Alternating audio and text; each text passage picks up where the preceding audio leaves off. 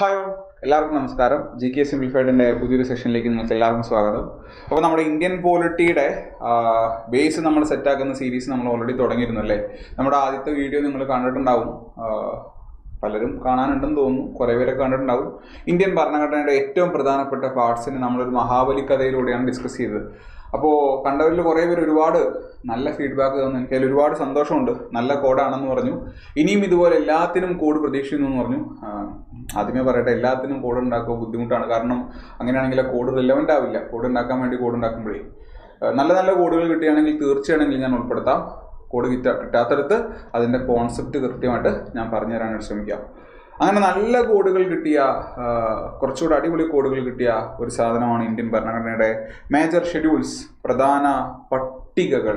അപ്പോൾ കഴിഞ്ഞ ഒരു ക്ലാസ്സിൽ ഞാൻ പറഞ്ഞിരുന്നു, ആദ്യം 8 ഷെഡ്യൂൾസ് ഉണ്ടായിരുന്നു, പിന്നീട് അത് 12 എന്നുള്ളത് ഞാൻ പറഞ്ഞിരുന്നു. ഈ മേജർ ഷെഡ്യൂൾസ് എന്ന് പറഞ്ഞാൽ അത് ആക്ച്വലി തെറ്റാണ്. കാരണം അറിയാം എന്താണെന്നറിയോ, നമ്മൾ പറഞ്ഞു 12 ഷെഡ്യൂൾ ഇപ്പോൾ ഉണ്ടെന്ന്. ഈ 12 നമ്മുടെ പ്രീവിയസ് ക്വസ്റ്റൻ ആണ്. 12 ഇമ്പോർട്ടൻ്റ് ആണ്. So in this video will be discussing all the major schedules of Indian constitution. എങ്ങനെ? കോഡുകളിലൂടെ. റെഡി? അപ്പോൾ നമ്മുടെ ഹോംവർക്ക് എന്താണ്? A4 ഷീറ്റ് പേപ്പർ എടുക്കുക, 2 ബോക്സ് വരയ്ക്കുക. ഒരു സൈഡിൽ ഷെഡ്യൂള്, മറ്റൊരു സൈഡിൽ അതിൻ്റെ കണ്ടന്റ്. ഓക്കെ, അത് കോഡിലൂടെ നമുക്ക് പഠിക്കാം. ഇവിടെ നമ്മൾ കോഡിനായിട്ട് ഉപയോഗിക്കുന്നത് വേറൊന്നുമല്ല, ഒരു പ്രൊനൗൺസിയേഷൻ ടെക്നിക്കാണ് കേട്ടോ. പ്രൊനൗൺസിയേഷനാണ്. നമ്മൾ 1 എന്ന് പറയുമ്പോൾ, 2 എന്ന് പറയുമ്പോൾ, 3 എന്ന് പറയുമ്പോൾ, 12 എന്ന് പറയുമ്പോൾ, അങ്ങനെ മുന്നോട്ട് പോകുമ്പോൾ നമ്മൾ അതിൻ്റെ പ്രൊനൗൺസിയേഷൻ അനുസരിച്ചുള്ള ഒരു കോഡാണ് ഉണ്ടാക്കിയിട്ടുള്ളത്. അപ്പോൾ ആദ്യമേ പറയട്ടെ, ഇതിൽ 100% കോഡ് വേണ്ടതല്ല. കാലാകാലങ്ങളായി ഈ മേഖലയിൽ പണിയെടുക്കുന്ന എൻ്റെ ഗുരുനാഥന്മാർ ഉൾപ്പെടെയുള്ള ആളുകളിൽ നിന്ന് ഞാൻ ആശയം ഉൾക്കൊണ്ടിട്ടുണ്ട്. നിങ്ങളിൽ പലരും എന്നെ കോഡ് ഉണ്ടാക്കാൻ സഹായിച്ചിട്ടുണ്ട്. അതെല്ലാം കൂടെ ഈ പറഞ്ഞ പോലെ ക്രോഡീകരിച്ച് നിങ്ങളിലേക്ക് എത്തിക്കുക. അതാണ് ഞാൻ ഈ ഒരു കോഡിലൂടെ ചെയ്യുന്നത്. പക്ഷെ ഇതിൽ കുറേയൊക്കെ എൻ്റെ സ്വന്തം കോഡാണ്. ഓക്കെ, അപ്പം നമുക്ക് പോയാലോ? ഇന്ത്യൻ ഭരണഘടനയിലെ 12 ഷെഡ്യൂളുകൾ. സമയം കളയണ്ട, ആദ്യത്തെ ഷെഡ്യൂളിലേക്ക് പോവാം. ആദ്യത്തേത് 1 നമ്മുടെ കോഡ് എന്ന് പറഞ്ഞു കഴിഞ്ഞാൽ സൺ എന്നാണ്. പ്രൊണൗൺസിയേഷൻ ആണേ. അപ്പം നിങ്ങൾ എന്ത് ചെയ്യണമെന്ന് അറിയോ? നിങ്ങളൊരു 10 തവണ അങ്ങ് പറയണം. 1 സൺ 1 സൺ 1 സൺ 1 സൺ എന്ന് പറയുക. നിങ്ങൾ എവിടെ നിൽക്കുന്നേ? ആദിത്യ L1 പോലെ നിങ്ങൾ സൂര്യനടുത്ത് നിൽക്കുകയാണ്. സൂര്യനിൽ നിന്ന് നോക്കുമ്പോൾ നിങ്ങൾക്ക് ഇന്ത്യയെ കംപ്ലീറ്റ്ലി കാണാൻ സാധിക്കും. ശരിയല്ലേ? സൂര്യനിൽ നിന്ന് നിങ്ങൾ എങ്ങോട്ട് നോക്കുന്ന ആ പ്രദേശം മൊത്തം കാണാൻ സാധിക്കും. സൂര്യനിൽ എത്താൻ പറ്റൂലല്ലോ എന്നൊക്കെ ചോദിക്കരുത്, ഇത് കോഡ് മാത്രമാണ്. സൂര്യനിൽ നിന്ന് നോക്കുമ്പോൾ നിങ്ങൾ ഇന്ത്യയുടെ കംപ്ലീറ്റ് ടെറിട്ടറിയെ കാണുന്നുണ്ട്. അതാണ് 1 സൺ. എന്താണ് 1 സൺ? നോട്ട് ചെയ്തേ, 1 സൺ എന്നാൽ ഫസ്റ്റ് ഷെഡ്യൂൾ എന്നാൽ ഇന്ത്യയുടെ കംപ്ലീറ്റ് സ്റ്റേറ്റ്സ്, അതിൻ്റെ ടെറിട്ടറി, ഇന്ത്യയിലെ യൂണിയൻ ടെറിട്ടറീസ്, അതിൻ്റെ എക്സ്റ്റെൻഡ്. അങ്ങനെ 28 സംസ്ഥാനങ്ങളെ പറ്റിയും 8 കേന്ദ്രഭരണ പ്രദേശങ്ങളെ പറ്റിയും ഇതിന് ചേർത്ത് പിടിച്ചു നിൽക്കുന്ന ഇന്ത്യ എന്ന് പറയുന്ന ആ ഒരു പ്രദേശത്തെ പറ്റി എന്താണ്? Union and its territories. ആ സ്റ്റേറ്റ്സ്, അതിൻ്റെ യൂണിയൻ ടെറിട്ടറീസ് എന്നുള്ള സാധനമാണ് പറയുന്നത്. ഇത് നിങ്ങൾക്ക് എങ്ങനെ കണക്ട് ചെയ്യാം? നിങ്ങൾക്ക് പാർട്ട് 1 ആയിട്ട് കണക്ട് ചെയ്യാം. അത് യൂണിയൻ ആൻഡ് ഇറ്റ്സ് ടെറിട്ടറീസ് അല്ലേ? ഞാനിപ്പോൾ അങ്ങനെയല്ലേ പറഞ്ഞത്? അത് തെറ്റാണ് കേട്ടോ. അത് പാർട്ട് 1 ആണ്. ഇത് ഷെഡ്യൂൾ 1 ആണ്. ഇന്ത്യയിലെ സ്റ്റേറ്റ്സ്, ഇന്ത്യയിലെ യൂണിയൻ ടെറിട്ടറീസ്, അവരുടെ പേരുകൾ, അവരുടെ ബൗണ്ടറി ഡീറ്റെയിൽസ്. കേരളം ആയില്ലേ? ആ പേരിൻ്റെ കാര്യമാണ് പറയുന്നത്. ഉത്തർപ്രദേശിൽ നിന്നും ഉത്തരാഞ്ചൽ ഉണ്ടായില്ലേ? പേര് മാറി ഉത്തരാഖണ്ഡ് ആയില്ലേ? ആ കാര്യമാണ് പറയുന്നത്. ക്ലിയർ ആണോ? 1 സൺ തെറ്റല്ലേ കേട്ടോ? 1 സൺ. അടുത്തത് 2 എന്താണ്? 2 എന്ന് പറയുമ്പോൾ പ്രൊണൗൺസിയേഷൻ നമ്മൾ പറയുക 2 ഷൂ. ഒരു 10 പ്രാവശ്യം പറഞ്ഞോളുക. ഇതിന് ഈ പറഞ്ഞ പോലെ കോഡ് ഉണ്ടാക്കാൻ എനിക്ക് കോഡൊന്നും കിട്ടിയില്ലായിരുന്നു. അപ്പോഴാണ് ഞാൻ വളരെ യാദൃശ്ചികമായിട്ടൊരു വാർത്ത വായിക്കുന്നത്. എന്താ വാർത്ത? ആ വാർത്ത എന്തെന്നാൽ, കൈക്കൂലി കേസിൽ ഒരു ഗവൺമെൻറ് ഉദ്യോഗസ്ഥൻ പിടിയിലാകുന്നു. കൈക്കൂലി കേസിൽ ഒരു ഗവൺമെൻറ് ഉദ്യോഗസ്ഥൻ പിടിയിലാകുന്നു. കൈക്കൂലി കേസിൽ ആ ഉദ്യോഗസ്ഥൻ പിടിയിലായപ്പോൾ, അതായത് മൂപ്പര് കൈക്കൂലി മേടിക്കുന്നതെന്ന് അറിയാം, തൊട്ട് മുറയെ പിടിക്കാനായിട്ട് ടീം വന്നു. പക്ഷേ മൂപ്പരുടെ കയ്യിൽ നിന്ന് കാശ് കിട്ടുന്നില്ല. കയ്യിൽ മറ്റേ ആ ലിക്വിഡ് പറ്റിച്ചപ്പോൾ കളർ മാറുന്നുണ്ടല്ലോ, അതൊക്കെയുണ്ട്, കാശ് കിട്ടുന്നില്ല. അങ്ങനെ അന്വേഷിച്ചപ്പോൾ എന്ത് മനസ്സിലായി? ഈ ചങ്ങാതിക്ക് പുറമെ വിജിലൻസ് വരുന്നുണ്ടെന്ന് മനസ്സിലായപ്പോൾ മൂപ്പരുടെ ഷൂസിൽ കാശ് ഒളിപ്പിച്ച് വെച്ചു. മൂപ്പരുടെ ഷൂസിൽ കാശ് ഒളിപ്പിച്ചു വെച്ചു. അയൻ സിനിമയിൽ സൂര്യ പല സാധനങ്ങൾ കാണിക്കുന്നില്ലേ? തലയ്ക്കകത്തൊക്കെ എന്തൊക്കെയോ സാധനം വെച്ചിട്ട്, വിഗൊക്കെ വെച്ചിട്ട് അതിനകത്ത് ഡയമണ്ട് കൊണ്ടുപോകുന്ന പോലെ. അതുപോലെ മൂപ്പര് ഷൂസിൽ കാശ് ഒളിപ്പിച്ചു വെച്ചു. 2 ഷൂ. എന്താ ഷൂവിൻ്റെ പ്രത്യേകത? ഷൂ നിറച്ചും കാശാണ്. 2 ഷൂ. എന്താണ് second schedule? It deals with emoluments, allowances, privileges. അതായത് ഇന്ത്യൻ ഭരണഘടനയിലെ ഏറ്റവും പ്രധാനപ്പെട്ട ചില വ്യക്തികളില്ലേ, ഭരണഘടനയിൽ പരാമർശിക്കുന്ന ആരൊക്കെയാണ്?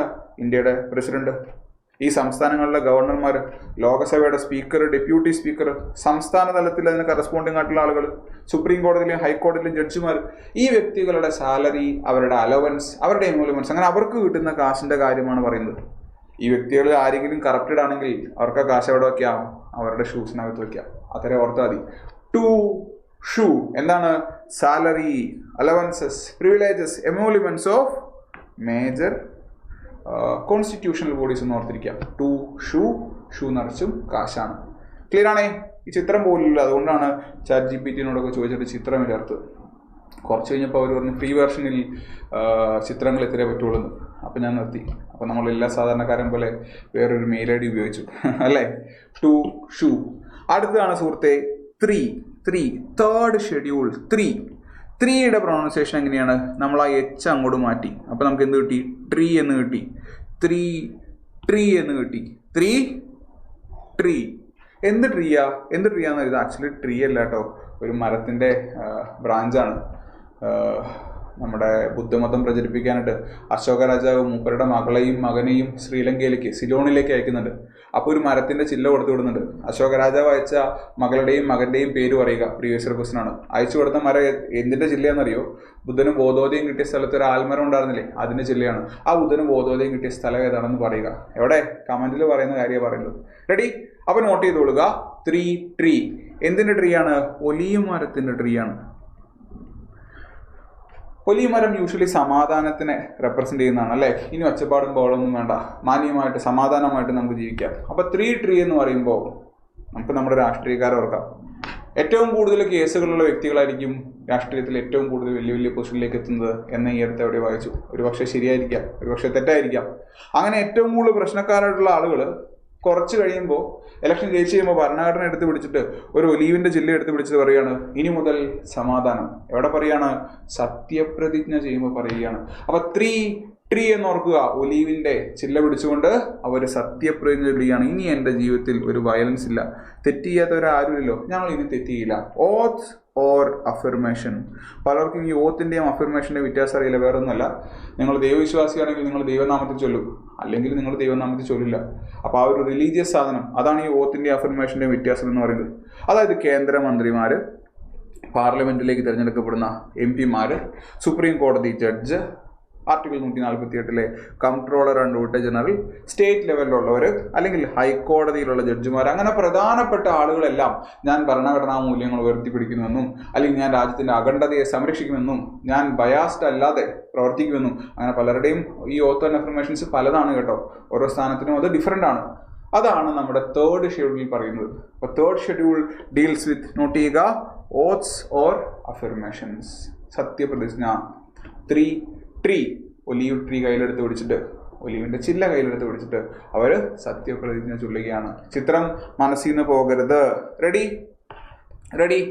അടുത്തതാണ് ഫോർ. ഞാനെങ്ങനെ ഓർത്തിരിക്കണേ? ഞാൻ ഓർത്തിരിക്കുന്നത് ടൂർ എന്നാണ്. FOUR മാറ്റി ഞാൻ TOUR ആക്കി. ഞാൻ ഓർത്തിരിക്കുന്നത് ടൂർ എന്നാണ്. എവിടെയാണ് ഞാൻ ടൂർ പോകുന്നത്? പറഞ്ഞേ. എനിക്ക് ടൂർ പോകാൻ ഏറ്റവും ഭംഗിയുള്ള സ്ഥലം ഈ ലോകത്ത് ഏതാ? പല സ്ഥലങ്ങളിലും ടൂർ പോയ ആളുകളോട് ഏതാണ് നല്ലതെന്ന് ചോദിക്കുമ്പോൾ നമ്മുടെ രാജ്യമാണെന്ന് പറയും. മരുഭൂമിക്ക് മരുഭൂമിയുണ്ട്, മഞ്ഞിന് മഞ്ഞുണ്ട്, മണലിന് മണലുണ്ട്, പുഴയ്ക്ക് പുഴ, കാട് ഇല്ലേ? നിങ്ങൾ ആലോചിച്ച് നോക്കുക. കശ്മീർ മുതൽ കന്യാകുമാരി വരെ, ഇങ്ങേറ്റത്ത് ഗുജറാത്ത്, രാജസ്ഥാൻ മുതൽ അങ്ങേറ്റത്ത് അരുണാചൽ പ്രദേശ് വരെ നമ്മുടെ നാട്ടിലില്ലാത്ത ആ ഒരു ജിയോഗ്രഫിക്കൽ ഡൈവേഴ്സിറ്റി എന്ന് പറയുന്നത് വളരെ കുറവാണ്. ചില സാധനങ്ങൾ നമ്മുടെ നാട്ടിലില്ല. എല്ലാം ഉണ്ടെന്ന് പറഞ്ഞു കഴിഞ്ഞാൽ അത് നുണയായിപ്പോൾ. എല്ലാം ഇല്ല. അപ്പോൾ ടൂർ പോകാൻ പറ്റിയ ഏറ്റവും നല്ല നാട് എൻ്റെ രാജ്യമാണ്. എൻ്റെ രാജ്യം രാജ്യസഭ. നമുക്കറിയാം ഇന്ത്യയിലെ സംസ്ഥാനങ്ങൾക്ക് രാജ്യസഭയിൽ റെപ്രസെൻറ്റേഷൻ ഉണ്ട്. ഇന്ത്യയിലെ കേന്ദ്രഭരണ പ്രദേശങ്ങളിൽ ചിലതിനും രാജ്യസഭയിൽ റെപ്രസെൻറ്റേഷൻ ഉണ്ട്. ഇന്ത്യയിൽ 8 കേന്ദ്രഭരണ പ്രദേശങ്ങളില്ലേ, അതിൽ ഏതൊക്കെ കേന്ദ്രഭരണ പ്രദേശങ്ങൾക്കാണ് നിലവിൽ രാജ്യസഭയിൽ റെപ്രസെൻറ്റേഷൻ ഉള്ളത്? ഒന്ന് കമൻ്റായിട്ട് പറഞ്ഞാൽ മതി കേട്ടോ. ഒന്ന് കമൻ്റായിട്ട് പറയും. അപ്പോൾ പലരും എന്നോട് പറയും ഈ കമൻ്റായിട്ട് പറയുന്നത് ഭയങ്കര ബുദ്ധിമുട്ടാണ്, അതിന് ഉത്തരം കൂടെ പറഞ്ഞു തന്നൂടെന്ന്. അതിൻ്റെ മറുപടി നിങ്ങൾക്കറിയാം, സൗകര്യമില്ല. കാരണം എന്താ? ഞാൻ പറഞ്ഞു തന്നിട്ടുണ്ട്, നിങ്ങൾ കുറച്ചൊക്കെ എഫേർട്ട് നിങ്ങളുടെ ഭാഗത്ത് നടണം. അപ്പോൾ നിങ്ങളൊന്ന് ഗൂഗിൾ ചെയ്യും എന്തുകൊണ്ടാണ് ഈ 8 കേന്ദ്രഭരണ പ്രദേശങ്ങളിൽ ചുരുങ്ങിയ സാധനങ്ങൾക്ക് മാത്രം രാജ്യസഭയിലേക്ക് എത്താൻ സാധിക്കുന്നത്. അപ്പോൾ നിങ്ങൾക്ക് അതിൻ്റെ കാര്യം മനസ്സിലാവും. എന്നിട്ട് നിങ്ങൾ ക്ലാസ്സിൽ അത് അറ്റൻഡ് ചെയ്യുമ്പോൾ നിങ്ങൾക്ക് കുറേ കൂടെ ഒരു ക്ലാരിറ്റി കിട്ടും. അപ്പോൾ പറയുക ഏതൊക്കെ കേന്ദ്രഭരണ പ്രദേശങ്ങൾക്കാണ് രാജ്യസഭയിൽ റെപ്രസെൻറ്റേഷൻ ഉള്ളത്. അപ്പോൾ ഫോർ ടൂർ, രാജ്യത്തിനകത്താണ് ടൂർ. രാജ്യം, രാജ്യസഭ എന്ന് ഓർത്തിരിക്കാം. രാജ്യസഭാ സീറ്റുകളുടെ അലോക്കേഷനെ പറ്റിയാണ് പറയുന്നത്. രാജ്യസഭയിലെ സീറ്റുകൾ എല്ലാവർക്കും തുല്യമാണോ? അല്ല. US-ന്റെ ഒരു സിസ്റ്റം അല്ല നമ്മൾ ഫോളോ ചെയ്യുന്നത്. നമ്മുടെ ജനസംഖ്യയ്ക്ക് അനുസരിച്ച് രാജ്യസഭാ സീറ്റ് വേരിയേഷൻ ഉണ്ട്. നിങ്ങൾ അറിയാവുന്നവർ നോക്കൂ, കേരളത്തിന്റെ രാജ്യസഭാ സീറ്റിന്റെ എണ്ണം എത്രയാ, ഉത്തർപ്രദേശിന് എത്രയാ, വേരിയേഷൻ ഉണ്ട്. കാരണം എന്താ? പോപ്പുലേഷൻ എന്ന് പറയുന്ന ക്രൈറ്റീരിയ. കാരണം എന്താ?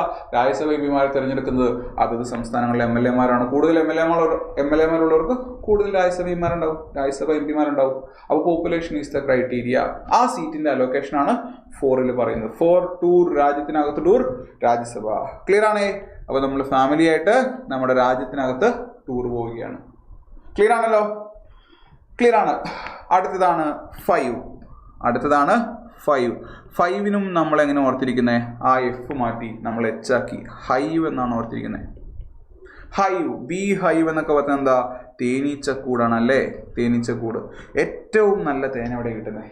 ഏറ്റവും നല്ല ശുദ്ധമായ തേൻ, കാട്ടുതേൻ എവിടെ കിട്ടുന്നത്? കാടിലാണ്. അപ്പം നമുക്കറിയാം, നമ്മുടെ കാട്ടിൽ താമസിക്കുന്ന ആ മെയിൻ സ്ട്രീം സൊസൈറ്റിയിലേക്ക് ഒരുപാട് ഇൻ്റഗ്രേറ്റ് ചെയ്യാൻ സാധിക്കാത്ത ഷെഡ്യൂൾഡ് ട്രൈബ് കമ്മ്യൂണിറ്റിയിൽപ്പെട്ടവർക്ക് മൈനർ ഫോറസ്റ്റ് പ്രൊഡ്യൂസും മറ്റും എടുത്ത് വെക്കാനുള്ള അവകാശമുണ്ട്. അപ്പോൾ അവരുടെ പ്രധാനപ്പെട്ട ഒരു വരുമാന മാർഗമാണ് ഇങ്ങനെ തേൻ കളക്ട് ചെയ്ത് വിൽക്കുന്നത്. അപ്പോൾ 5 എന്താണ്? ഹൈവാണ്. ഷെഡ്യൂൾഡ് ട്രൈബുകൾ തേൻ വിൽക്കുന്നു ആണല്ലോ. എന്താണ് അപ്പോൾ 5th ഷെഡ്യൂള്? ഇന്ത്യയിലെ ഷെഡ്യൂൾഡ് ഏരിയാസിൻ്റെയും ഷെഡ്യൂൾഡ് ട്രൈബ്സിൻ്റെയും അഡ്മിനിസ്ട്രേഷനാണ്. 5 ഹൈവ്, തേൻ, ഷെഡ്യൂൾഡ് ട്രൈബുകളുടെയും ഷെഡ്യൂൾഡ് ഏരിയാസിൻ്റെയും അഡ്മിനിസ്ട്രേഷനാണ് 5 പറയുന്നത്. അപ്പോൾ എന്താ 6 എന്താണ്? ട്രൈബൽ ഏരിയാസിൻ്റെ അഡ്മിനിസ്ട്രേഷൻ. അത് തന്നെയല്ലേ 5 പഠിച്ചത്? ആണ്, പക്ഷെ ചെറിയൊരു വ്യത്യാസമുണ്ട്. കാരണം 6th ഷെഡ്യൂൾ എന്ന് പറയുന്നത് ഇന്ത്യയിലെ 4 സംസ്ഥാനങ്ങളിലേക്ക് ലിമിറ്റഡ് ആണ്. ഓക്കെ, ഇന്ത്യയുടെ വടക്ക് കിഴക്ക് കാണുന്ന നോർത്ത് ഈസ്റ്റേൺ സ്റ്റേറ്റ്സിലെ 4 സംസ്ഥാനങ്ങളിൽ അവിടുത്തെ ട്രൈബൽ ഏരിയാസിൻ്റെ അഡ്മിനിസ്ട്രേഷനിലേക്ക് ലിമിറ്റഡ് ആണ് 6th ഷെഡ്യൂൾ. ബാക്കിയുള്ള പ്രധാനപ്പെട്ട സ്ഥലങ്ങളിലെ, ഇപ്പോൾ ആന്ധ്രാപ്രദേശിലെ ട്രൈബുകളിലെ, ഛത്തീസ്ഗഡിലെ, അല്ലെങ്കിൽ ജാർഖണ്ഡിലെ, അപ്പോൾ അവിടുത്തെയൊക്കെ ട്രൈബുകളുടെ അഡ്മിനിസ്ട്രേഷനാണ് 5th ഷെഡ്യൂളിൽ പറയുന്നത്. ഞാനൊരു ചോദ്യം ചോദിക്കാം, ഉത്തരം അറിയാവുന്നവർ പറയണം, അറിയില്ലാത്തൊരു ഗൂഗിൾ ചെയ്ത് പഠിച്ചിട്ട് കമൻ്റായിട്ട് പറയണം. 5th ഷെഡ്യൂളിനകത്ത് കേരളത്തിലെ ഏതെങ്കിലും പ്രദേശം ഉൾപ്പെടുന്നുണ്ടോ? ഇല്ലെങ്കിൽ എന്തുകൊണ്ട്? നമുക്കറിയാം കേരളത്തിൽ ഷെഡ്യൂൾഡ് ട്രൈബുകളുണ്ട്. കേരളത്തിലെ ഏതെങ്കിലും പ്രദേശം 5th ഷെഡ്യൂളിലുണ്ടോ? ഉണ്ടെങ്കിൽ അത് ഏത് പ്രദേശമാണ്? ഇല്ലെങ്കിൽ എന്തുകൊണ്ട് കേരളത്തിൽ നിന്നൊരു പ്രദേശം 5th ഷെഡ്യൂളിൽ ഇല്ല? ഇതിനുള്ള ഉത്തരം നിങ്ങൾ പറയണം. റെഡി? ഇതിനുള്ള ഉത്തരം നിങ്ങൾ പറയണം. അപ്പോൾ 5 ഹൈവ് ഓർമ്മയുണ്ടല്ലോ, ഷെഡ്യൂൾഡ് ട്രൈബ്. 6ന്റെ കൂടെ നമുക്കറിയാം, സുന്ദരനും സുമുഖനുമായ ഈ ചെറുപ്പക്കാരൻ, മൂപ്പരുടെ കയ്യിലിരിക്കുന്ന ഒരു സ്റ്റിക്കാണ്, ഒരു വടിയാണല്ലേ. മൂപ്പർ കർഷകനല്ല, മൂപ്പർ ATM കൊള്ളയടിക്കാൻ വേണ്ടി പോവാണ്. അപ്പോൾ 6 എന്ന് പറയുമ്പോൾ നിങ്ങൾ എങ്ങനെ ഓർക്കണം? സ്റ്റിക്ക് എന്ന് ഓർക്കണം. 6 സ്റ്റിക്ക് എന്ന് ഓർക്കണം. എന്ത് കൊള്ളയടിക്കാൻ വേണ്ടി നമ്മൾ പോകുന്നത്? ATM കൊള്ളയടിക്കാൻ വേണ്ടി പോവാണ്. കഷ്ടപ്പെട്ട് വടി വെച്ച് ATM തള്ളി പിടിച്ചപ്പോൾ നമുക്ക് എന്ത് മനസ്സിലായി? there is no money. അതിൽ ആരില്ല? അതിൽ മണി ഇല്ല. അപ്പോൾ 6 സ്റ്റിക്ക് എന്ന് ഓർക്കാം. സ്റ്റിക്ക് ഉപയോഗിച്ച് നിങ്ങൾ ATM കൊള്ളയടിക്കുകയാണ്. അസം, ത്രിപുര, മേഘാലയ, മിസോറാം. 6th ഷെഡ്യൂൾ എന്ന് പറയുന്നത് അസം, ത്രിപുര, മേഘാലയ, മിസോറാം എന്നിവിടങ്ങളിലെ ട്രൈബൽ ഏരിയാസിൻ്റെ അഡ്മിനിസ്ട്രേഷനെ പറ്റിയാണ് പറയുന്നത്. അപ്പോൾ എന്തിനാ ഈ മണി ഇല്ല എന്ന് പറയുന്നത്? നമ്മൾ എത്രയോ ലൈവുകളിൽ പറഞ്ഞിട്ടുണ്ട്. നോർത്ത് ഈസ്റ്റ് നമ്മൾ നോക്കുമ്പോൾ അവിടെ വെച്ച് തുടങ്ങുന്ന മറ്റൊരു പ്രദേശമുണ്ട്. ഈ അടുത്ത് വാർത്തയിൽ വന്ന പ്രസിഡന്റ് ഭരണം വളരെ റീസെൻ്റ് അത് മാറ്റി വീണ്ടും പുതിയൊരു ചീഫ് മിനിസ്റ്റർ വന്ന, അതുകൊണ്ട് പരീക്ഷയ്ക്ക് ആളുടെ പേര് ചോദിക്കാൻ സാധ്യതയുണ്ടോ? മണിപ്പൂർ എന്ന് പറയുന്ന പ്രദേശം. മണി ഇല്ല എന്ന് പറയുമ്പോൾ മണിപ്പൂർ ആ ലിസ്റ്റിൽ ഇല്ല. ഈ അടുത്ത് കഴിഞ്ഞ SSCയുടെയും RRBയുടെയും പരീക്ഷകളിൽ ഷെഡ്യൂളുകൾ ഉണ്ടായിരുന്നു. നിങ്ങൾ എഴുതിയിട്ടുണ്ടെങ്കിൽ നിങ്ങൾക്കറിയാം. റെഡിയല്ലേ? 6 സ്റ്റിക്ക് ഉപയോഗിച്ച് ATM കൊള്ളയടിക്കാൻ വേണ്ടി പോകുന്നു. ATM, അസം, ത്രിപുര, മേഘാലയ, മിസോറാം. മണിപ്പൂരുണ്ടോ? ഇല്ല, കാരണം ATMൽ മണിയില്ല. മനസ്സിലായോ? നമുക്ക് ഈ 6 ഒന്നുകൂടെ പറയാം. രണ്ട് തിരിച്ചുവരാം. 1 സൺ, സൂര്യനിൽ നിന്നാൽ ഫുൾ ടെറിട്ടറി, നമ്മുടെ സ്റ്റേറ്റുകൾ, ടെറിട്ടറി, അതിൻ്റെ പേര് കാര്യങ്ങളൊക്കെ കാണാം. 2 ഷൂ നിറച്ചും കാശാണ്. പ്രധാനപ്പെട്ട കോൺസ്റ്റിറ്റ്യൂഷണൽ ബോഡീസിന് കിട്ടുന്ന സാലറി, എമോലുമെന്റ്സ്, അവരുടെ അലവൻസ് കാര്യങ്ങളാണ്. 3 ട്രീ, ഒലീവിന്റെ ബ്രാഞ്ച് പിടിച്ചുകൊണ്ട് സമാധാനം എന്ന് സത്യപ്രതിജ്ഞ ചെയ്യുന്നു. ഓത്ത്സ് ആൻഡ് അഫർമേഷൻസ്. മനസ്സിലാവുന്നുണ്ടോ? 4 ടൂർ, രാജ്യത്തിനകത്ത് ടൂറ്, രാജ്യസഭാ സീറ്റുകളുടെ അലോക്കേഷൻ. 5 ഹൈവ് എന്ന് പറയുമ്പോഴത്തേക്കും ഷെഡ്യൂൾഡ് ട്രൈബുകളാണ് തേൻ ഉണ്ടാക്കുന്നത്. ഷെഡ്യൂൾഡ് ഏരിയാസിന്റെ അഡ്മിനിസ്ട്രേഷൻ ഏത് ഭാഗത്തില്ല? 6 ഇല്ലാത്തടത്ത്. ഷെഡ്യൂൾ 6 സ്റ്റിക്ക് അല്ലേ? സ്റ്റിക്ക് ഉപയോഗിച്ച് ATM കൊള്ളയടിക്കുന്നു, ഭക്ഷ്യമാണില്ല. അസം, ത്രിപുര, മേഘാലയ, മിസോറാം എന്നീ പ്രദേശങ്ങളിലെ ട്രൈബൽ ഏരിയാസിന്റെ അഡ്മിനിസ്ട്രേഷൻ ആണ് 6 വരുന്നത്. റെഡിയാണേ? അടുത്ത് നമുക്ക് 7 പോകാം. 7 എന്ന് പറയുമ്പോൾ നമുക്ക് എങ്ങനെ ഓർക്കാം? ഹെവൻ എന്ന് ഓർക്കാം. 7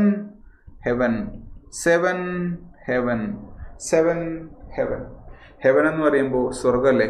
ചെറുപ്പത്തിൽ ഈ സീരിയലുകൾ കാണുമ്പോൾ, പുരാണങ്ങൾ കാണുമ്പോൾ, ജയ് ഹനുമാനെ കാണുമ്പോൾ നമ്മൾ സ്വർഗലോകം, ദേവലോകം കാണാറുണ്ടല്ലേ? ദേവലോകം, രംഭ, തിലോത്തമ, മേനക ചേച്ചിമാര് നൃത്തം ചെയ്യുന്ന വെള്ളപ്പുക വരുന്ന നമ്മുടെ ദേവലോകം അല്ലേ? ദേവലോകത്തിൽ പ്രധാനിയുണ്ട്, ദേവേന്ദ്രൻ, അഗ്നിയുണ്ട്, വരുണനുണ്ട്, സോമനുണ്ട്, അങ്ങനെ ഓരോരോ ഡിപ്പാർട്ട്മെന്റ് അവിടെ ഉണ്ട്. മനസ്സിലാവുന്നുണ്ടോ? ഇന്നത്തെ മുഖ്യമന്ത്രിയും കൗൺസിൽ ഓഫ് മിനിസ്റ്റേഴ്സും അല്ലെങ്കിൽ പ്രധാനമന്ത്രിയും കൗൺസിൽ ഓഫ് മിനിസ്റ്റേഴ്സും മീറ്റ് ചെയ്യുന്ന പോലെയാണ്. അതായത് ഇവർ തമ്മിൽ കൃത്യമായൊരു അധികാര വിഭജനം നടന്നിട്ടുണ്ട്. ഈ വിഷയം നിനക്കാണ് കേട്ടോ മോനെ. മഴ പെയ്പ്പിക്കുന്ന കാര്യം നിങ്ങൾക്കാണ്, നിങ്ങൾ നോക്കണം. ചൂടിന്റെ കാര്യം നിങ്ങൾക്കാണ്. സൂര്യൻ ഇന്ന പണിയുണ്ട്, സോമൻ ഇന്ന പണിയുണ്ട്, ചന്ദ്രൻ ഇന്ന പണിയുണ്ട്, അഗ്നിക്ക് ഇന്ന പണിയുണ്ട്, വരുണൻ ഇന്ന പണിയുണ്ട്. ഡിവിഷൻ ഓഫ് പവർ ആണ് അവിടെ നടക്കുന്നത്. 7 ഹെവൻ, സ്വർഗത്തിൽ ഡിവിഷൻ ഓഫ് പവർ ആണ് നടക്കുന്നത്. Division of power between union government and state government. Indian ഭരണഘടനയുടെ 7th ഷെഡ്യൂളിൽ നമുക്ക് ഡിവിഷൻ ഓഫ് പവർ കാണാൻ സാധിക്കും. 3 ലിസ്റ്റുകളെ കാണാൻ സാധിക്കും. നിങ്ങൾക്ക് കോഡ് മനസ്സിലായി ഇല്ലേ? ഏതൊക്കെയാണിത്? ഒന്ന് യൂണിയൻ ലിസ്റ്റ്, മറ്റൊന്ന് സ്റ്റേറ്റ് ലിസ്റ്റ്, മറ്റൊന്ന് കൺകറന്റ് ലിസ്റ്റ്. യൂണിയൻ ലിസ്റ്റ് നമുക്കറിയാം, ഇന്ത്യ ഫോളോ ചെയ്യുന്നത് കനേഡിയൻ സിസ്റ്റമാണ്. Kind of A federation, quasi federation ആണ് വിത്ത് എ സ്ട്രോങ് സെന്റർ. അതുകൊണ്ട് യൂണിയൻ ലിസ്റ്റിലായിരിക്കും ഏറ്റവും കൂടുതൽ ഐറ്റങ്ങൾ ഉണ്ടാവുക. 100 സബ്ജക്റ്റുകൾ, 100 ഐറ്റംസ് ആണ് അതിലുള്ളത്. അതായത് യൂണിയന് മാത്രം, കേന്ദ്രത്തിന് മാത്രം നിയമം പാസ്സാക്കാൻ കഴിയുന്ന 100 കാര്യങ്ങൾ. ഒറിജിനലി 97 ആയിരുന്നു, ഇപ്പോൾ 100ആയി. അതായത് കൂടുതൽ സാധനങ്ങൾ യൂണിയനിലേക്ക് വരുന്നു. കേന്ദ്രം സ്ട്രോങ് ആയിക്കൊണ്ടിരിക്കുന്നു. 2 state list. യൂഷ്വൽ കേസിൽ, അതായത് അടിയന്തരാവസ്ഥയോ പ്രസിഡന്റ് ഭരണമൊന്നുമില്ലെങ്കിൽ സ്റ്റേറ്റിന് മാത്രം കൈകടത്താവുന്ന വിഷയങ്ങളാണ് സ്റ്റേറ്റ് ലിസ്റ്റ് എന്ന് പറയുന്നത്. സ്റ്റേറ്റ് ലിസ്റ്റിൽ എണ്ണം കുറവായിരിക്കും, 61 ആണ്. ഒറിജിനലി 66 ആയിരുന്നു. അപ്പൊ എന്താ? സ്റ്റേറ്റിന്റെ എണ്ണം കുറഞ്ഞു. 3ാമത്തേതാണ് കൺകറന്റ് ലിസ്റ്റ്. കൺകറന്റ് എന്ന് പറയുമ്പോൾ 2 പേർക്കും ചേർന്ന് നിയമം പാസ്സാക്കാവുന്ന, കേന്ദ്രത്തിനും സംസ്ഥാനത്തിനും നിയമം പാസ്സാക്കുന്ന. ഒരു ഉദാഹരണമാണ് ഫോറസ്റ്റ് എന്ന് പറയുന്നത്. ഒരു ഉദാഹരണമാണ് എഡ്യൂക്കേഷൻ എന്ന് പറയുന്നത്. നിങ്ങൾ ജസ്റ്റ് നോക്കുക, കേന്ദ്രത്തിൽ വനം വകുപ്പ് മന്ത്രി ഉണ്ടോ? കേരളത്തിൽ വനം വകുപ്പ് മന്ത്രി ഉണ്ടോ? അപ്പോൾ അത് കൺകറന്റ് ആവാൻ സാധ്യതയുണ്ടോ? കേന്ദ്രത്തിൽ വിദ്യാഭ്യാസ മന്ത്രി ഉണ്ടോ? കേരളത്തിൽ വിദ്യാഭ്യാസ മന്ത്രി ഉണ്ടോ? കൺകറന്റ് ആവാൻ സാധ്യതയുണ്ടോ? കേന്ദ്രത്തിൽ റെയിൽവേ മന്ത്രി ഉണ്ടോ? കേരളത്തിൽ റെയിൽവേ മന്ത്രി ഉണ്ടോ? അപ്പോൾ അത് കൺകറന്റ് ആണോ? ഞാൻ പറഞ്ഞാൽ മനസ്സിലാവുന്നുണ്ടോ? കേരളത്തിൽ പോസ്റ്റൽ ഡിപ്പാർട്ട്മെന്റിന് മന്ത്രി ഉണ്ടോ? ഇവിടെ പോസ്റ്റൽ ഡിപ്പാർട്ട്മെന്റിന് മന്ത്രി ഉണ്ടോ? അപ്പോൾ അത് കൺകറന്റ് ആണോ? അങ്ങനെയുള്ള കാര്യങ്ങൾ ഒന്ന് നോക്കുക കേട്ടോ. അപ്പൊ കൺകറന്റ് ലിസ്റ്റ് എന്ന് പറയുമ്പോൾ 2 പേർക്കും നിയമങ്ങൾ പാസ്സാക്കാവുന്നത്. ഇന്ന് അതിൽ 52 വിഷയങ്ങളുണ്ട്. ഒറിജിനലി 47 ആയിരുന്നു. അപ്പൊ എണ്ണം വെച്ച് നോക്കുമ്പോൾ യൂണിയൻ ലിസ്റ്റിലാണ് ഏറ്റവും കൂടുതൽ, പിന്നീട് സ്റ്റേറ്റ് ലിസ്റ്റ് ആണ്, പിന്നീട് കൺകറന്റ് ലിസ്റ്റ് ആണ്. ഈ ഡിവിഷൻ ഓഫ് പവർ അതാണ് 7th ഷെഡ്യൂളിൽ. 7 ഹെവനിലല്ലേ, ദേവലോകത്തല്ലേടോ ഇവർ അധികാരം ഷെയർ ചെയ്യുന്ന ഡിവിഷൻ ഓഫ് പവർ കാണാൻ സാധിക്കുന്നത്. ക്ലിയർ? അടുത്തതാണ് 8th ഷെഡ്യൂൾ. 8ന്റെ കൂടെ എന്താണ്? 8 എന്ന് പറഞ്ഞ് 8 ഗേറ്റ് അല്ലേ? 8 എന്ന് പറഞ്ഞാൽ ഗേറ്റ് ആണ്. നിങ്ങൾ ഒരു അർബൻ ഏരിയയിൽ പോയി താമസിക്കുകയാണെങ്കിൽ ആ ഗേറ്റിന് മുന്നിൽ നിങ്ങൾക്ക് പല ബോർഡ് കാണാൻ സാധിക്കും. വൈഫൈയുടെ ബോർഡ് കാണാൻ സാധിക്കും, നോ പാർക്കിംഗ് ബോർഡ് കാണാൻ സാധിക്കും, പട്ടി കൊണ്ട് സൂക്ഷിക്കാനുള്ള ബോർഡ് കാണാൻ സാധിക്കും. ഹിന്ദിയിലും മലയാളത്തിലും തെലുങ്കിലും തമിഴിലും ഒക്കെ ബോർഡ് കാണാൻ സാധിക്കും. ക്ലിയർ ആണോ? അല്ലേ? അതായത് ഗേറ്റിൽ പല ഭാഷകളുണ്ട്. ഗേറ്റിൽ പല ഭാഷകളിൽ എഴുതി വെച്ചിട്ടുണ്ട്. അതായത് 8ൽ പല ഭാഷകളുണ്ട്. ഇന്ത്യ അഥവാ ഭാരതം എന്ന് പറയുന്ന നമ്മുടെ രാഷ്ട്രത്തിലെ 22 official languages recognised by the constitution. അതാണ് ഈ 22 ഭാഷകൾ. മനസ്സിലാക്കുക, ആദ്യം 14 ഭാഷകളായിരുന്നു ഉണ്ടായിരുന്നു കേട്ടോ. ആദ്യം 14 ഭാഷകളായിരുന്നു. പിന്നീട് കൂടുതൽ ഭാഷകൾ വരുന്നു. നിലവിൽ 22 ഭാഷകൾ. നിങ്ങൾ നോക്കുക, ഇത് നമുക്ക് പലതവണ ചോദിച്ചിട്ടുള്ള ചോദ്യങ്ങളാണ്. ഇതിൽ ഇൻവോൾവ്മെൻറ്റ് വന്നിട്ടുള്ള അമെൻമെൻറ്റുകൾ ഏതൊക്കെയാണെന്ന് ഇപ്പോൾ 967 21ാമത്തെ ഭരണഘടനാ ഭേദഗതി കുറച്ച് പുതിയ ഭാഷകളെ ആഡ് ചെയ്തു. 992 71ാമത്തെ ഭരണഘടനാ ഭേദഗതി വേറെ കുറച്ച് ഭാഷകൾ ആഡ് ചെയ്തു. 2003 92ാമത്തെ ഭേദഗതി വേറെ കുറച്ച് ഭാഷകൾ ആഡ് ചെയ്തു. പിന്നെ ഒഡിയനെ ആഡ് ചെയ്യുകയല്ല, ഒറിയ എന്ന് പറയുന്നത് ഒഡിയ എന്ന് പേര് മാറ്റി ഒറീസ ഒഡീസിയല്ലോ ആ സമയത്ത്, കേട്ടോ. അപ്പോൾ ഈ 3 പ്രധാനപ്പെട്ട അമെൻമെൻറ്റുകൾ ഓർത്തിരിക്കുക. ഈ ഭാഷകൾ 22 നിങ്ങൾ നോക്കണം. കാരണം ഇതിൽ നിങ്ങൾക്ക് കൺഫ്യൂഷൻ വരുന്ന ചില സാധനങ്ങളുണ്ട്. നേപ്പാളി, അതെന്തിനാ നേപ്പാളികളുടെ ഭാഷ നമ്മുടെ നാട്ടിൽ? ഗൂഗിൾ ചെയ്ത് നോക്കണം, ഉത്തരം കിട്ടും. സിക്കിമിൻ്റെ ഒരു ഒഫീഷ്യൽ ഭാഷയാണ് നേപ്പാളി. സിക്കിമിന് നേപ്പാളുമായിട്ട് ബൗണ്ടറി ഉണ്ടെന്നേ. ഇത് നേപ്പാളിലെ താഴെ ഉത്തർപ്രദേശും ബീഹാർ വിഭാഗം വരുന്നില്ലേ, അല്ലെങ്കിൽ ഇപ്പറേ സിക്കിം വരുന്നില്ലേ, അല്ലെങ്കിൽ തൊട്ടപ്പുറം ഉത്തരാഖണ്ഡ് വരുന്നില്ലേ. അപ്പോൾ സ്വാഭാവികമായിട്ടും സിക്കിമിലെ ഭാഷ സംസാരിച്ചൂടെ? ഇന്ത്യയിൽ എല്ലാ ഭാഷകളും ഇവിടെ ഉണ്ടോ? രാജസ്ഥാൻ എന്നൊരു സംസ്ഥാനമുണ്ട്, രാജസ്ഥാനി ഭാഷ എവിടെ ഉണ്ടോ? ഇതൊക്കെ നമുക്ക് കൺഫ്യൂഷൻ വരും. ഇതിനകത്ത് ഇംഗ്ലീഷ് ഉണ്ടോ നോക്കണം, ഇതിനകത്ത് സംസ്കൃതമുണ്ടോ നോക്കണം, ഇതിനകത്ത് ഹിന്ദി ഉണ്ടോ നോക്കണം, ഇതിനകത്ത് മലയാളം ഉണ്ടോ, ഇതിനകത്ത് സൗത്ത് ഇന്ത്യയിലെ ഭാഷകളുണ്ടോ? സൗത്ത് ഇന്ത്യയിലെ ഭാഷകളെല്ലാം ഉണ്ടെങ്കിൽ, അതായത് മലയാളം, തമിഴ്, തെലുഗു, കന്നഡ ഇതെല്ലാം ഉണ്ടെങ്കിൽ, ഇനി കുറച്ചുകൂടെ മുളയ്ക്കോ മറാത്തി ഉണ്ടെങ്കിൽ നമുക്ക് അത്രയും സാധനം പഠിക്കണ്ടല്ലോ. അതിനെ ഒഴിവാക്കിക്കൂടെ? എല്ലാം ഉണ്ടെന്ന് ഒറ്റയടിക്കാൻ ഓർത്തിരിക്കാൻ പാടില്ലേ? അങ്ങനെയാണ് നമ്മൾ പഠിക്കേണ്ടത്. 22 ഭാഷകൾ നോക്കണം. ഈ അമെൻമെൻറ്റുകളോട് ആഡ് ചെയ്ത ഭാഷകൾ ഏതാണെന്ന് നോക്കണം. 8 ഗേറ്റ് കഴിഞ്ഞു, നമുക്ക് 9ലേക്ക് പോവാം. 9th ഷെഡ്യൂൾ പഠിപ്പിക്കാൻ എൻ്റെ കയ്യിൽ കോഡില്ല. നിങ്ങൾക്ക് കിട്ടിയ എൻ്റെ കോഡ് പറഞ്ഞു തരിക. ഞാൻ ഓർത്തിരിക്കുന്നത് ഇങ്ങനെയാണ്. ഇതാ 9 ഞാൻ ഇങ്ങനെ എഴുതുന്നു. അതായത് ഒരു വലിയ ചേട്ടൻ ഒരു ബ്ലാങ്കറ്റ് ഇട്ടുകൊണ്ട് ഇങ്ങനെ വളഞ്ഞ് നടക്കുന്ന പോലെ എനിക്ക് തോന്നുന്നത്. ഹാരി പോട്ടർ സിനിമയിൽ ഈ ചെക്കനിടുന്ന ആ ഒരു എന്താണ് ഇൻവിസിബിൾ ക്ലോക്ക് എന്ന് പറയുന്ന സാധനമല്ലേ, ഇൻവിസിബിൾ ക്ലോക്ക്. എന്താ അതിൻ്റെ പ്രത്യേകത? ഇത് ഇട്ട് കഴിഞ്ഞാൽ വേറൊന്നും കാണാൻ സാധിക്കില്ല. അത് തന്നെയാണ് ഇത്, ആ ജാക്കറ്റ് അത് തന്നെയാണ്. 9th ഷെഡ്യൂളിൽ കൊണ്ടുവന്നാൽ നമുക്ക് വേറൊന്നും കാണാനായിട്ട് സാധിക്കില്ല. 9th ഷെഡ്യൂളിൽ കൊണ്ടുവന്നാൽ വേറൊന്നും കാണാൻ സാധിക്കില്ല. സുഹൃത്തെ, ഇന്ത്യൻ ഭരണഘടന നിലയിൽ വന്നത് 1950-ലാണ്. 1950-ൽ നമ്മുടെ ഭരണഘടനയിൽ 8 ഷെഡ്യൂളുകളെ ഉണ്ടായിരുന്നുള്ളൂ. 8 മാറി 12ആയി. അതായത് ആദ്യം പിന്നീട് ആഡ് ചെയ്തത് 9ാമത്തെ ഷെഡ്യൂളാണ്. ആദ്യം ആഡ് ചെയ്ത ഷെഡ്യൂൾ 9ാമത്തെ ഷെഡ്യൂൾ. ഏത് അമെൻമെൻറ്റാ? ആദ്യത്തെ അമെൻമെൻറ്റ്. അങ്ങനെ ഓർത്താൽ മതി. First amendment act 1951. ആദ്യത്തെ ഷെഡ്യൂൾ, ആദ്യത്തെ എക്സ്ട്രാ ഷെഡ്യൂൾ 9ാമത്തേത്. ആഡ് ചെയ്ത് ആദ്യത്തെ അമെൻമെൻറ്റ് 951. ആരാഡ് ചെയ്ത്? ആദ്യത്തെ പ്രധാനമന്ത്രി ജവഹർലാൽ നെഹ്റു. അങ്ങനെ ഓർത്താൽ മതി. റെഡിയാണോ? എന്തിനു വേണ്ടി ആഡ് ചെയ്യുന്നത് വെച്ച് കഴിഞ്ഞാൽ, ഭരണഘടന നിലയിൽ വന്നു കഴിഞ്ഞ സമയത്ത് അവർ ലാൻഡ് റീഫോംസ് കൊണ്ടുവരാൻ തുടങ്ങി. ഭൂപരിഷ്കരണം കേരളത്തിൽ വളരെ ബ്യൂട്ടിഫുൾ ആയിട്ട് നടപ്പിലാക്കപ്പെട്ട സാധനമാണ് ഭൂപരിഷ്കരണം. എന്നാൽ അന്ന് റൈറ്റ് ടു പ്രോപ്പർട്ടി നിങ്ങളുടെ മൗലികാവകാശമാണ്. ആർട്ടിക്കിൾ 31 പോയിട്ടില്ല. Article 19 close 1 sub close F പോയിട്ടില്ല. അങ്ങനെയാണെങ്കിൽ അത് എടുത്ത് മാറ്റിയ, അതൊരു കോൺസ്റ്റിറ്റ്യൂഷണൽ റൈറ്റ് ആക്കിയ, ഫണ്ടമെന്റൽ റൈറ്റ് അല്ലാതാക്കിയ അമെൻമെന്റ് ഏതാണെന്നും അത് ഏത് പ്രധാനമന്ത്രിയാണെന്നും കമന്റ് ചെയ്ത് പറയുക. ദേഷ്യമൊന്നും തോന്നരുത്, മാമനോടൊന്നും തോന്നരുത്, കേട്ടോ. ഫസ്റ്റ് കോൺസ്റ്റിറ്റ്യൂഷണൽ അമെൻമെന്റ് ഇത് ആഡ് ചെയ്യുന്നു. അതിലവർ പറയുന്നു, ഞങ്ങൾ ചില നിയമങ്ങൾ ഈ ഷെഡ്യൂളിനകത്തേക്ക് വെക്കും. That will be outside judicial scrutiny. Judicial review എന്ന് പറയുന്ന ആർട്ടിക്കിൾ 13 കൊടുക്കുന്ന ഒരു സാധനം ഇവിടെ പാടില്ല എന്നാണ് പറയുന്നത്. എന്നിട്ട് അവർ എന്ത് ചെയ്തെന്നറിയോ? ലാൻഡ് റീഫോംസുമായിട്ട് ബന്ധപ്പെട്ടുള്ള കുറേ നിയമങ്ങൾ ഇതിനകത്തേക്ക് വെച്ചു. ജുഡീഷ്യൽ സ്ക്രൂട്ടിനി പാടില്ല. പിൽക്കാലത്ത് റിസർവേഷനുമായിട്ട് ബന്ധപ്പെട്ട ചില നിയമങ്ങൾ ഇതിനകത്തേക്ക് വെച്ചു. ഇന്ദിരാസാനി കേസിൽ കൃത്യമായിട്ട് സുപ്രീം കോടതി പറഞ്ഞിട്ടുണ്ട്, റിസർവേഷന്റെ അളവ് എന്ന് പറയുന്നത് 50% കൂടരുത്. തമിഴ്നാട് എന്ന് പറയുന്ന സംസ്ഥാനത്ത് അത് എത്രയാണ് നിങ്ങൾ നോക്കി? അത് 50 കൂടുതലാണ്. എന്താ കാരണം? അവിടുത്തെ പൊളിറ്റിക്സ് ആണ്. അത് എന്തുകൊണ്ട് ചലഞ്ച് ചെയ്യപ്പെടുന്നില്ല? അത് അവർ 9th ഷെഡ്യൂളിൽ കൊണ്ടുവന്ന് വെച്ചു. അങ്ങനെയാണെങ്കിൽ എന്ത് പോക്കൃതരം കാണിച്ചിട്ട് 9th ഷെഡ്യൂളിൽ കൊണ്ടുവന്ന് വെച്ചാൽ പോരെ? അങ്ങനെ മതി എന്ന് പറയുന്ന ചില രാഷ്ട്രീയക്കാരുണ്ട്. അപ്പോഴാണ് സുപ്രീം കോടതി 973 സുപ്രധാനമായൊരു വിധി പാസ്സാക്കുന്നത്. Kesavananda Bharati case. Kesavananda Bharati versus state of കേരളയിൽ സുപ്രീം കോടതി ചരിത്രത്തിൽ ഏറ്റവും കൂടുതൽ ജഡ്ജിമാരുന്ന 13 ജഡ്ജിമാരുന്ന 7-6 വിധി വന്ന ആ കേസിൽ അവർ പറഞ്ഞു, ഇന്ത്യൻ ഭരണഘടന നിങ്ങൾക്ക് വേണമെങ്കിൽ അമെൻഡ് ചെയ്യാം, ദർ ആർ നോ ഇഷ്യൂസ്. പക്ഷേ there is a basic structure. ഭരണഘടനയ്ക്കുള്ള ഒരു ബേസിക് സ്ട്രക്ചർ ഉണ്ട്. ആ ബേസിക് സ്ട്രക്ചറിൽ നിങ്ങൾ തുടരുത്, ആ മൂല്യത്തിൽ നിങ്ങൾ തുടരുന്നു പറഞ്ഞു. അപ്പോൾ 973 ശേഷം നിങ്ങൾ ഈ സാധനത്തിലേക്ക് 9th ഷെഡ്യൂളിലേക്ക് ഒരു നിയമം കൊണ്ടുവന്ന് വെച്ച് കഴിഞ്ഞാൽ it is subject to judicial review. Basic സ്ട്രക്ചറിൻ്റെ വായിസൊന്നും ഞങ്ങൾക്കൊന്ന് നോക്കണ്ടേ? അത്രേ ഉള്ളൂ. അപ്പോൾ ഇന്ന് കൊണ്ടുവന്ന് വയ്ക്കാം, ഒരു പ്രശ്നമില്ല. പക്ഷേ റിവ്യൂവിന് വയ്ക്കും. ഓക്കെ ആണെങ്കിൽ ഇരിക്കും, ഇല്ലെങ്കിൽ എടുത്ത് പുറത്തേക്ക് കളയും. 973 മുൻപുള്ള കാര്യങ്ങൾ അവർ നോക്കുന്നില്ല. തമിഴ്നാട്ടിലെ റിസർവേഷൻ 50% മുകളിൽ കൊണ്ടുവന്നത് 973 മുൻപാണോ? ഒന്ന് നോക്കണം കേട്ടോ. ഓക്കെ, അടുത്തതാണ് 10th ഷെഡ്യൂൾ. 10 എന്ന് പറയുമ്പോൾ 10 ഹെൻ എന്ന് നോക്കാൻ പോലെ 10 ഹെൻ, ടി മാറ്റി എച്ച് ആക്കി 10 ഹെൻ. 10 ഹെൻ. ഹെൻ കോഴിയെ നമുക്കറിയാം. ഈ കോഴിക്ക് ഒരു പ്രത്യേകത ഉണ്ട്. എൻ്റെ അമ്മമ്മയുടെ അടുത്ത് കോഴിയുണ്ട്. അപ്പോൾ ആളിങ്ങനെ തുറന്നു വിടും. സന്ധ്യയാകുമ്പോഴത്തേക്ക് അത് വരും.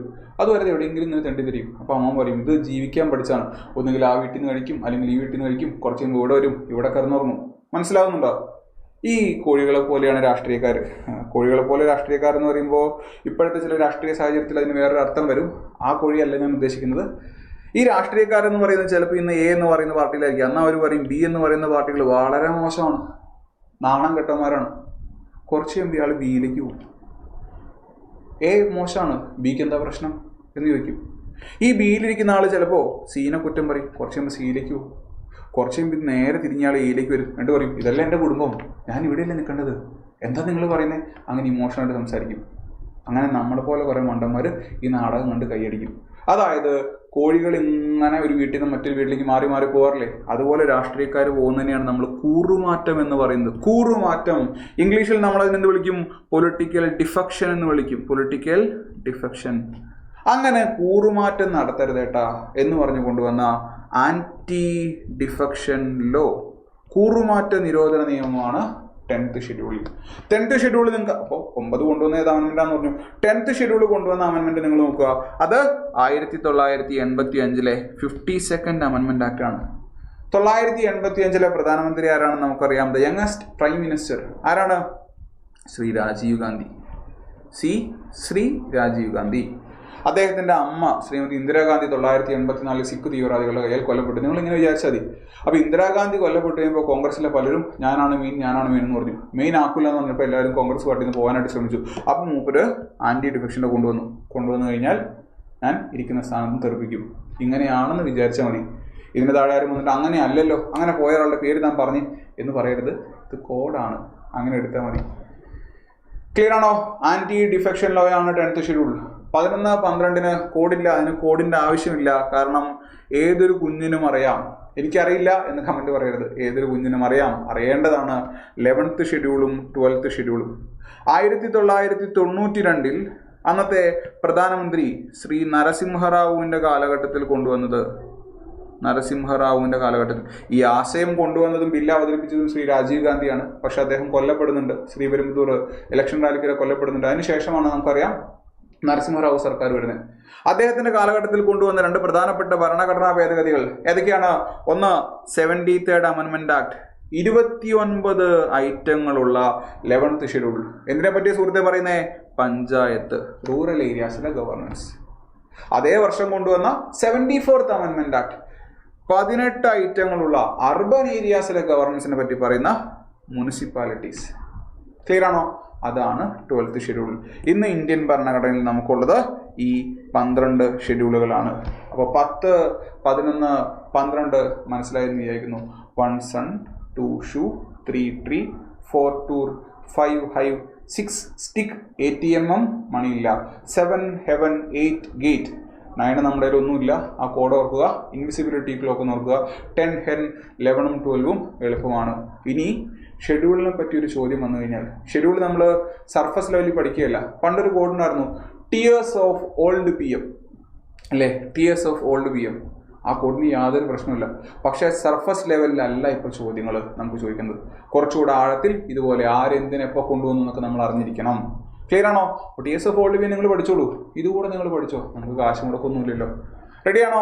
അപ്പോൾ ഇന്ത്യൻ ഭരണഘടനയുടെ ഷെഡ്യൂളുകളും നിങ്ങൾക്ക് ക്ലിയർ ആയി എന്ന് വിശ്വസിക്കുന്നു സുഹൃത്തുക്കളെ. നമുക്ക് മറ്റൊരു വീഡിയോയിൽ വീണ്ടും കാണണം. മറ്റൊരു വീഡിയോ എന്ന് പറയുന്നത് ഇന്ത്യൻ ഭരണഘടനയുടെ പ്രിയാമ്പിളിനെ പറ്റിയായിരിക്കും. പ്രിയാമ്പിളിനെ പറ്റി ഞാൻ പഠിപ്പിച്ചിട്ട് ഞാൻ നിങ്ങൾക്ക് സോൾവ് ചെയ്യാനായിട്ട് 5-6 നല്ല PYQs തരാം. അത് സോൾവ് ചെയ്ത് ഉത്തരം പറയാനായിട്ട് ശ്രമിക്കണം കേട്ടോ. എങ്ങനെ പ്രിയാമ്പിളിനെ പഠിക്കണം, പ്രിയാമ്പിളിലെ ഓരോ വാക്കിനെ പറ്റിയും നമുക്ക് കൃത്യമായിട്ട് പഠിക്കാം. റെഡി? അപ്പോൾ ഇങ്ങനെ പോളിറ്റിയുടെ സീരീസ് നമ്മൾ കണ്ടിന്യൂ ചെയ്യും. പാരലി ജിയോഗ്രഫിയുടെയും എക്കണോമിക്സിൻ്റെയും സ്റ്റാറ്റിക് GKയുടെയും ഒക്കെ നമുക്ക് പോവാം. ഹിസ്റ്ററിയുടെ പോവാം. കറണ്ട് അഫയേഴ്സിൻ്റെ കാര്യം നിങ്ങൾ ചോദിച്ചു. കറണ്ട് അഫയേഴ്സിൻ്റെ അത് പറ്റിയാൽ മാത്രം ഓരോ മാസത്തെ ഏറ്റവും പ്രധാനപ്പെട്ട 100 ടോപ്പിക്കുകൾ നമുക്ക് MCQസിലൂടെ ഡിസ്കസ് ചെയ്യാം കേട്ടോ. അപ്പോൾ എല്ലാവരും അടിപൊളിയായിട്ട് ഉഷാറായിട്ട് പഠിക്കണം. All the best. നമുക്ക് മറ്റൊരു സെഷനിൽ വീണ്ടും കാണാം. ബൈ.